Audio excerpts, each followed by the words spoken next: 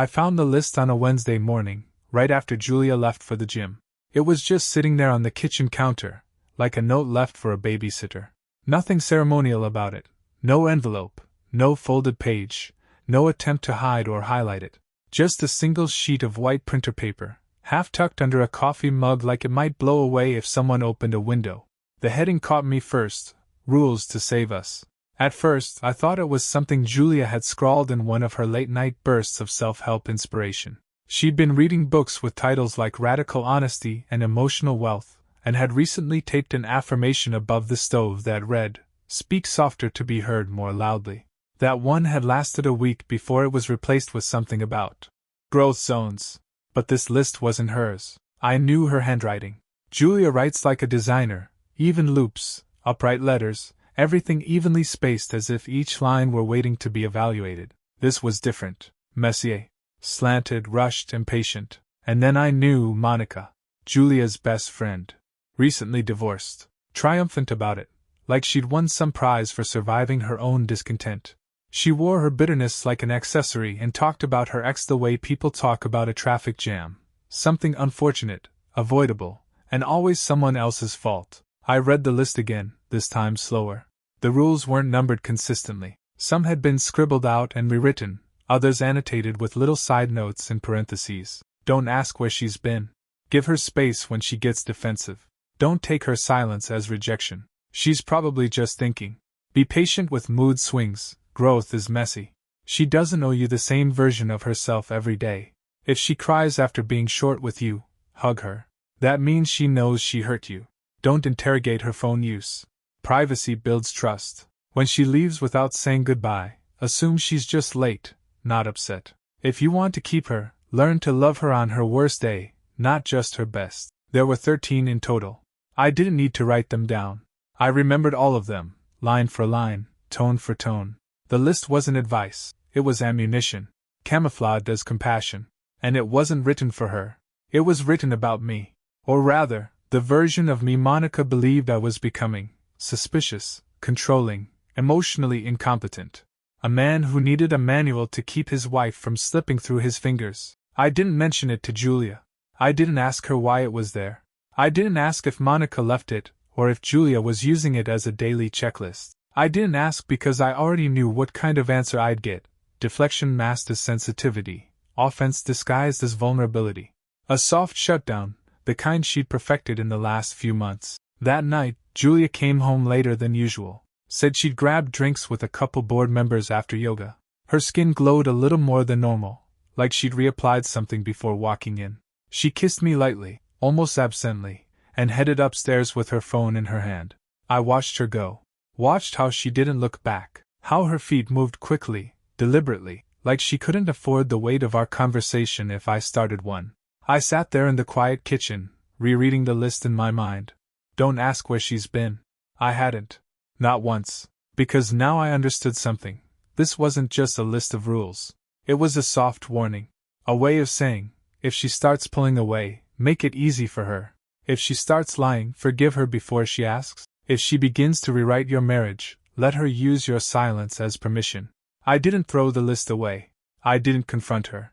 I folded it carefully, slipped it into the back of my notebook, the one I kept locked in my desk drawer, the one I used for real things. Things I didn't want lost in the shuffle of daily life. And under the folded list, I started my own. Rule number 1. If she needs someone else to explain how to live with you, she's already planning a version of life without you. No emotion in the ink. Just fact. Cold, clean, true. Let her have Monica. Let her have rules. I'd take evidence. I didn't accuse her. I adjusted. When someone stops speaking the language of love, you don't argue. You translate. Julia wasn't talking anymore. Not the way she used to. Not with warmth. Not with weight. What remained was a shell of intimacy. Polite smiles, distant hugs, text messages with exclamation points but no substance. It felt like living in a beautiful house with the gas turned off. Everything looked normal, but nothing was warm. So I did what I always do when something stops making sense. I started collecting data. Not confrontational. Just curious. If she came home distant, I wrote down what she wore.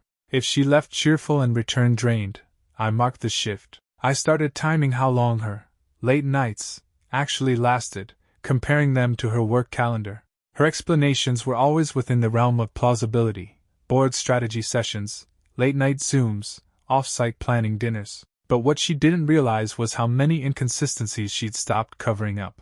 The hotel charges were small at first. Nondescript names, boutique spots in suburban business parks. Nothing obvious. But I cross-checked the times with when she said she was on Zoom calls, when she said she was still in the office, when she said her phone had run out of battery and she'd text me as soon as it charged. I looked at our shared statements like a forensic accountant. One transaction, 2 weeks ago, for a cafe in Glenwood, $7.65, mid-afternoon. The receipt matched a meeting she mentioned in passing, but the location didn't. That cafe was nowhere near her listed donor's office. It was near Caleb's. That's when I opened her planner. She still used one of those Moleskine notebooks with color-coded tabs and gold foil initials on the cover. She once joked that digital calendars made everything too easy to forget. I flipped through while she was in the shower. I didn't photograph anything.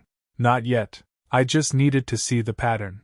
She used green for board meetings, blue for personal errands, red for what she labeled critical syncs, next to 3 red entries: morning coffees, late lunches, unscheduled. Check-ins was a name in shorthand. See, Caleb. He used to be mine. My intern. My project lead. I pulled him out of anonymity and mentored him for 3 years. He sat across from me during pitch reviews. I trained him on everything from cash flow modeling to reading investor temperature in a room. I trusted him with our deck, trusted him with the future of the firm. And now he was scrawled in my wife's planner like a recurring appointment. I didn't panic. I pulled back. That's when I noticed her phone behavior had changed too. Julia was never secretive, until she was. She used to leave it charging on the kitchen counter. Now it was always in her pocket. She used to leave it face up. Now it was flipped over, silenced. At dinner, she was chatty but guarded. I'd ask a question about her day, and she'd pivot before answering. Always an anecdote, never a fact. Always a summary, never a story. She'd say something like, "Caleb's really thriving. Remember how green he was when you hired him?" I'd nod, smile, sip wine. I never showed my hand. Instead, I watched for new patterns. She started volunteering emotional disclosures I hadn't asked for. "Sorry I've been so tired lately," she said one night unprompted. "It's not you, I'm just stretched thin." I smiled, said I understood, told her I was proud of her, and I wrote it all down. Every shift, every defensive apology, every attempt to preempt my questions with empty reassurances. I didn't need to guess anymore. I needed clarity, needed structure. So I created a log. Digital. Encrypted. Cross-reference dates, charges, planner entries, and behavior. I added timestamps to everything. I didn't confront her. I compiled her. And slowly, the pattern stopped whispering and started shouting. She wasn't just cheating. She was coordinating. She wasn't just hiding something. She was compartmentalizing someone. And Caleb wasn't a slip. He was a second life. One she had planned so well, she'd stopped thinking she needed to hide it. That night, I made a second list. A quiet one. Just 2 words. Rule number 6. Belief is a kindness you earn, not a debt someone owes. I went to bed next to her that night with my heart colder than it had ever been. She curled toward me in her sleep. I didn't move. It's a strange thing, how clarity makes you calmer, not louder. The more I confirmed, the quieter I became. There was no rage, no confrontation. Just the kind of stillness that comes before a calculated move. I'd seen enough to know this wasn't an emotional detour. It was logistics. Strategy. Julia wasn't tangled in guilt, she was streamlined in secrecy. Which meant if I wanted the full picture, I had to stop reacting and start surveilling. So I escalated. First, I cloned her backup. Took her phone one night while she was showering and used a device spoofing tool I'd kept from my old consulting days. I didn't need her texts. Those could be deleted. I needed the metadata. App usage, hidden folders, cloud logins, anything she forgot to scrub. She used the same password across everything. Same recovery email. Trust is a funny thing. She still trusted me not to look. That was her first mistake. The cloud told stories she never intended to share. Location logs, private albums, notes that hadn't been deleted, just moved. One file was titled Travel Ideas, May to July. But there were no flight bookings, no hotel comparison screenshots. Just one photo, over and over again, taken from the same angle, the view from a specific hotel room window, 30 minutes from our house. The timestamp matched every one of her so-called late strategy sessions. She'd taken selfies there too. Not explicit, just relaxed, smiling, hair undone in a way I hadn't seen in over a year. She never took selfies when we traveled together. Then there were the threads. Nothing overt, no open declarations. But the frequency and timing told their own story. C messaged her mostly in the evenings, weekends, during our movie nights, our dinner prep, our errands, and always through an encrypted app one hadn't seen on her main screen, hidden inside a folder labeled Utilities. I never once saw him say her name. Smart. But the tone gave it away. It wasn't flirtation. It was coordination. They were aligning schedules, planning. He wasn't a side piece. He was a partner. And that made it worse. This wasn't infidelity in the way people picture it, sweaty and impulsive. This was tactical, thought out, compartmentalized. Caleb wasn't slipping into her life. He was invited, architected into it like a well-budgeted expansion. That realization didn't crush me. It focused me. I brought in help next, quietly. A friend I trusted, Paul, who owed me favors from a decade ago. Ex-IT security. Now did private audits for firms looking to clean house before mergers. I gave him what I had. Let him run shadow cloud monitoring.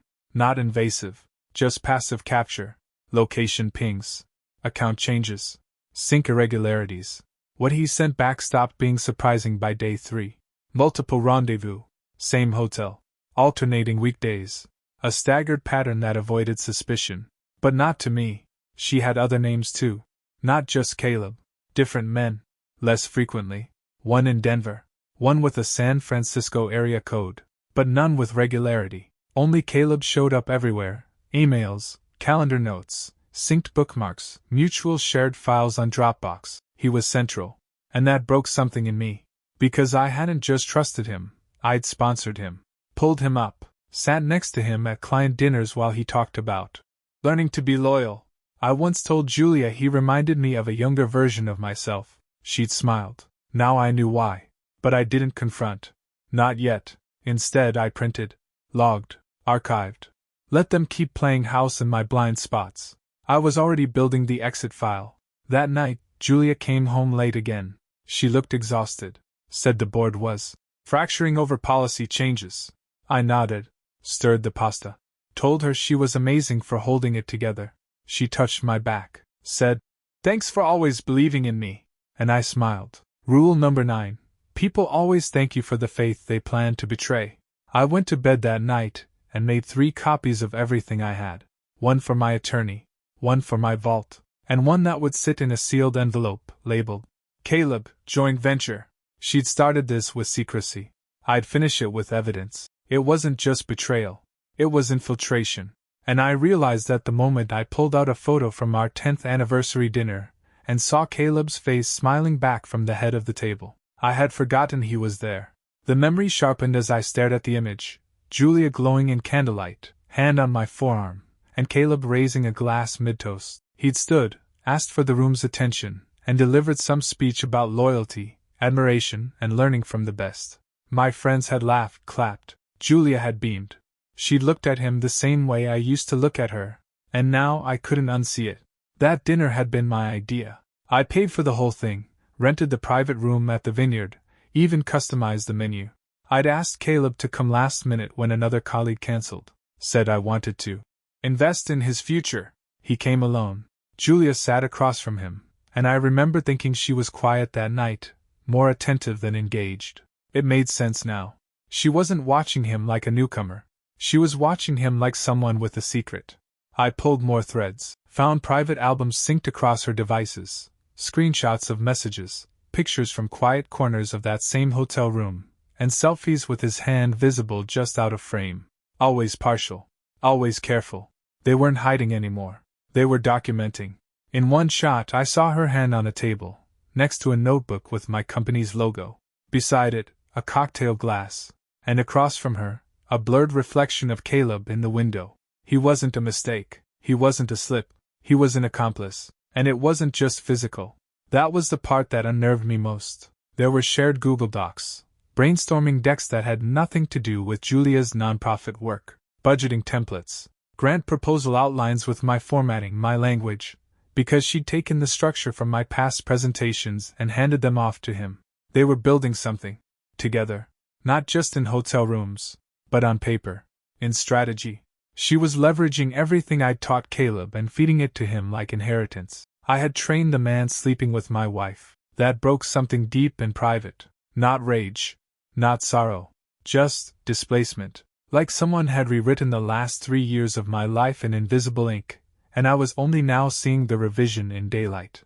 I remembered the time Caleb gifted us a bottle of vintage wine for New Year's, said it was for the couple who taught me everything. Julia had smiled, too quickly, hugged him, too long. I'd chalked it up to her being sentimental. I was wrong. They'd been circling each other longer than I realized, and now it was coordinated. I stopped sleeping.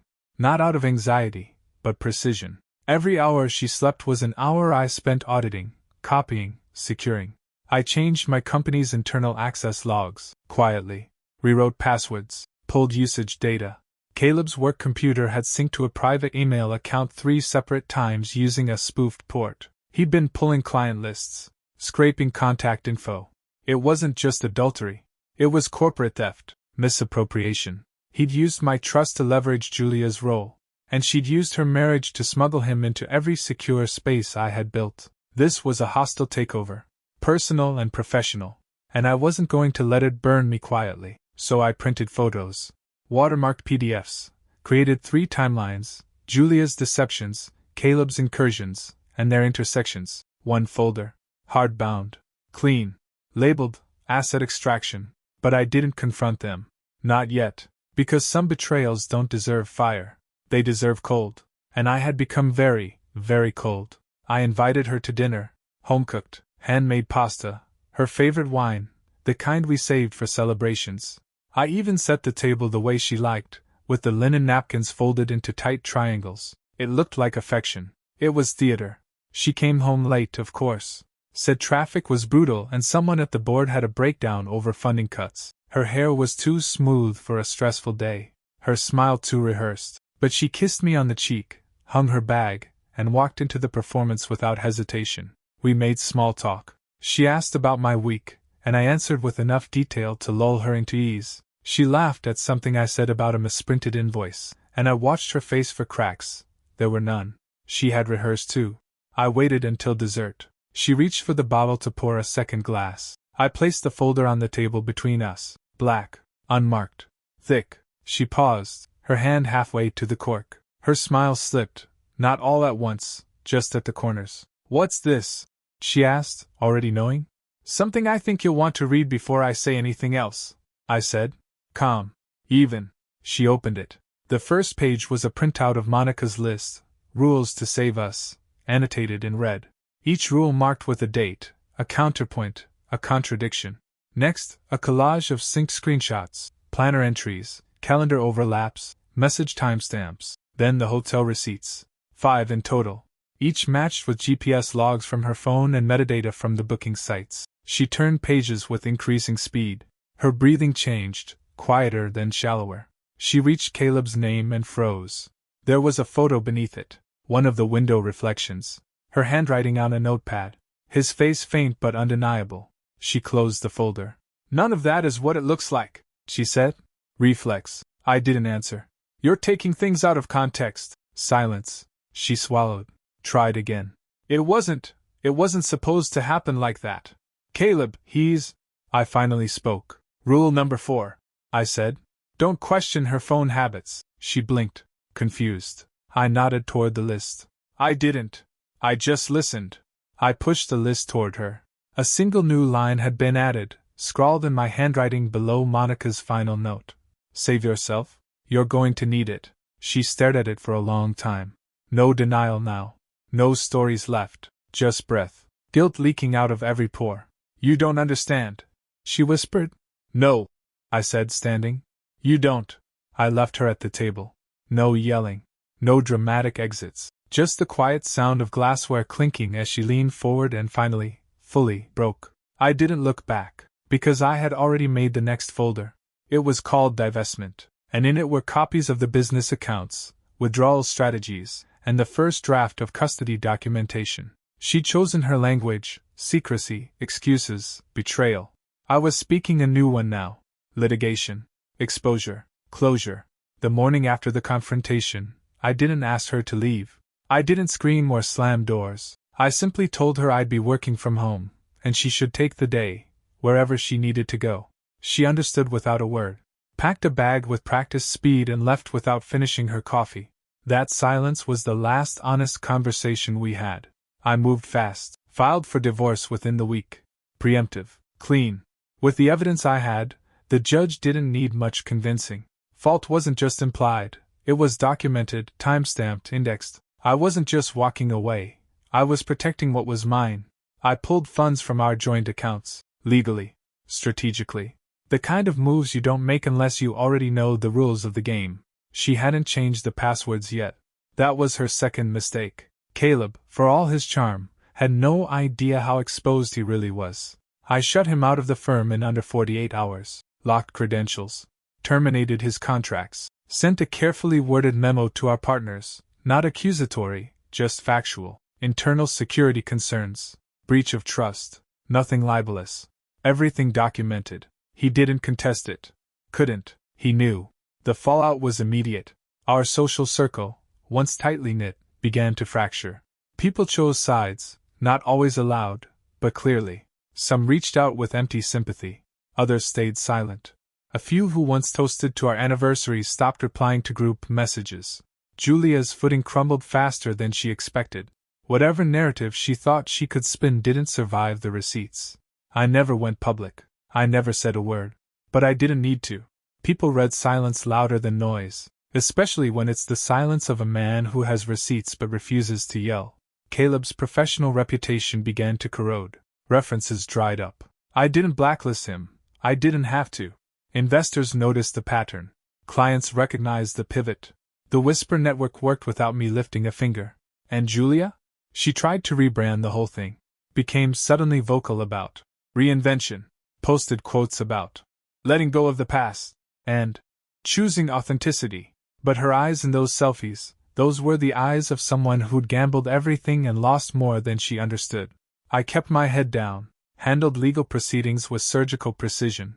No theatrics. Just clauses, calendars, filings. In court, she tried to soften the damage, suggest shared responsibility. Her attorney floated language about emotional distance and communication breakdown. I let them speak, then handed over the file titled Irreconcilable Evidence. The judge read it, looked at Julia, then at me, said nothing for a long moment. The custody ruling came back in my favor. Not total, but substantial. More than fair. Enough. She looked at me when it was read. That long, glassy stare, like someone who'd forgotten what consequences felt like until they arrived. I didn't blink. She moved into a smaller place. The one she once said was charming but too cramped. It fit her new narrative, her freedom, her echo. I stayed in the house. Not out of pride. Out of necessity. Stability. The structure had seen too much to be sold off like a casualty. And besides, I needed something to rebuild from. So I rebuilt. Not in grand gestures. Not in some shallow burst of newfound self-discovery. Just slowly. I renovated the study. Turned it into a home office that locked. Repainted the kitchen. Replaced her framed affirmations with artwork I chose. Quiet, abstract, untitled. I cooked for myself. Ate at the table alone. Thought about the silence, and what it no longer meant. Friends asked how I was. Functional, I'd say. And I meant it. Because healing doesn't feel like fireworks. It feels like furniture settling after a storm. And in that silence, I started to hear myself again. Rule number 12. You don't need applause for surviving betrayal. The survival is its own reward. And I was surviving. Every day. Quietly. Completely. 3 months after the dust had settled, after the court dates blurred together, and the gossip cooled to background noise, my accountant called. Not his assistant. Not an email. A direct call to my cell. Mark, something odd came up in the audit, he said, already wary. He wasn't the panicking type. He once found 6 figures of embezzlement in a startup's books and called it a learning moment. So when he sounded tense, I listened. It was a charitable donation. Mid-range. Quiet. But the source? A consulting LLC registered under my old business address. The paperwork listed me as the advisor. I hadn't advised anyone in that capacity in almost 2 years. Are you working with a nonprofit again? He asked. No, I said. Why? He sent the application. The name on the filing? Julia. The LLC tied directly to Caleb's new startup initiative, a polished website, a few buzzwords, but no real operation. Just grant money. The paper trail showed the grant came from a municipal fund tied to Julia's nonprofit board, one she'd quietly exited during our divorce process. She hadn't just used me emotionally or professionally, she'd used me legally. The advisor's signature on the application was mine, but it was pulled from an old PDF, identical, pixel perfect, forged. I stared at the document on my screen, numb at first, then focused. I called Paul again, quiet, careful, methodical Paul. Asked him to dig deeper. He found transaction overlaps, cross-device logins, and internal routing numbers. All of it pointed to one thing: the consulting firm was a shell. The grant was real. The money had moved. And my name was the key that unlocked it. It wasn't just betrayal now. It was fraud. Wire fraud. Identity misuse. Document falsification. I documented everything. Sent a packet to the nonprofit's oversight board, quietly, without return address. A week later, Julia's name vanished from their website. 2 days after that, local compliance offices began reviewing the grant distributions. Caleb's LLC was subpoenaed for financial records. I didn't gloat.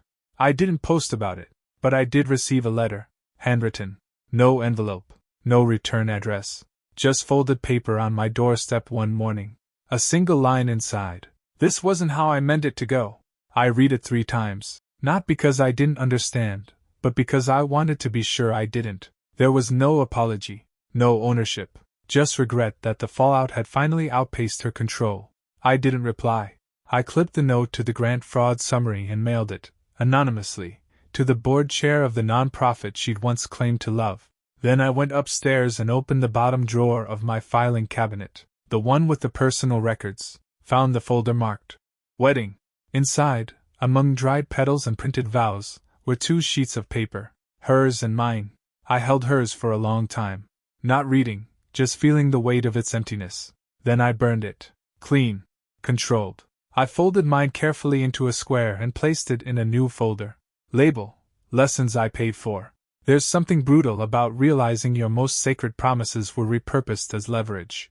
That what you built with reverence was remodeled into a staircase someone else used to climb out of their own mediocrity. But there's something cleansing in naming it, filing it, sealing it shut. In the end, she wrote the rules. I wrote the report. She tried to rewrite our story. Now it's filed under fraud.